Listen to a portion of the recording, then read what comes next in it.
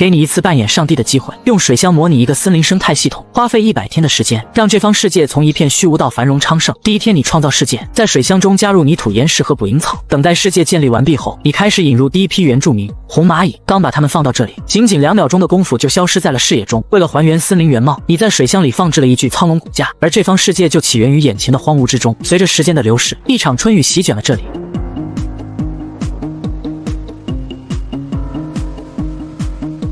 雨水的到来也让泥土开始孕育出新的生命。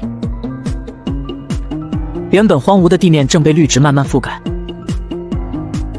而这场雨水也让你的世界迎来了新居民。首先是蚯蚓，接着是鼠妇，它们可以清理掉水箱里的霉菌，从而保持水箱的生态平衡。在雨水的滋润下，捕蝇草也苏醒了过来，它正张着血盆大口等待食物的到来。捕蝇草会散发出甜水来引诱猎物，一旦触碰到内部的毛发，它就会瞬间闭合。其中一只蚂蚁就没能经受住诱惑，掉进了捕蝇草的陷阱中，等待它的将是死亡。而捕蝇草会释放出消化酶来分解猎物，等待吃饱喝足后，它会再次张开大嘴进行狩猎。到了第15天，植物生长得更加茂密，又有更多生物加入到了这里，其中就有繁殖速度最快的蟋蟀。由于没有天敌的制止，它们初来乍到就席卷了部分绿植，如果不及时控制，这里可能会回到当初的荒芜。于是在第16天，你引入了一只捕食者幽灵螳螂，它的整体造型像极了枯叶，别看它的个头不是很大，但它的捕猎速度快如闪电。引入它的目的是捕食蟋蟀，它却搞起了果蝇。到了第30天，当初消失不见的蚁后现已在地下建立了一个帝国，等待幼崽孵化后，它将迎来一大批蚂蚁军团，就像这个蟋蟀一样，一旦进入蚂蚁的领地，迎接他们的将是一顿毒打。蚂蚁在咬住猎物后，会用它的尾针向敌人注射毒液，从而麻痹猎物。随着蚂蚁军团的不断崛起，陆地上的生物也受到了一定影响。于是在第50天，你引入了雨林蟹。在白天的时候，它们的视力几乎为0，一旦到了晚上，它们的视力堪比5.0。在紫外线的照耀下，它们身体呈现淡蓝色。截至目前，它们是这里的最高捕食者。螳螂在见到它后，也只有逃跑的份。面对蚂蚁的攻击，蝎子一前一个小朋友，不愧是有钱人的作风。到了第80天，你意外在水箱里发现了一只黑蚂蚁，它是从何而来的呢？随着时间的流逝，一大批黑蚂蚁开始涌入这里，部分在外的红蚂蚁惨遭毒手，甚至就连巢穴内也充满了黑蚂蚁。为了确保红蚂蚁的安全，你动手将黑蚂蚁转移了出去。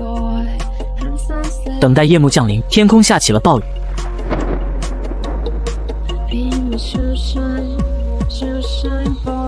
蚂蚁在感受到雨水后，它们会紧紧地抱在一起，即使遇到洪水，它们也能安然无恙。